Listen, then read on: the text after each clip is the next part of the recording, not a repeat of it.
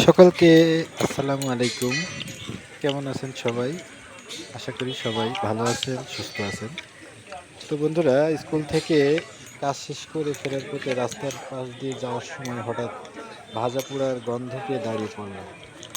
তো দাঁড়িয়ে দেখি এক ভাই এই চপ এবং সিঙ্গাড়া পেঁয়াজি বানাচ্ছেন। তো চাইলাম, তিনি বলছে কত করে?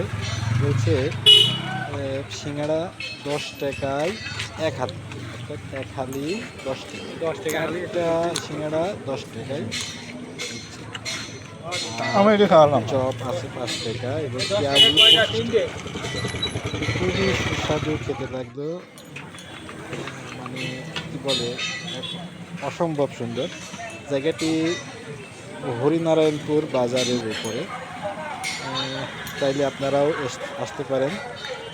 অসম্ভব সুন্দর এই চপগুলো, মাত্র ১০ টাকায় ৪ পিস।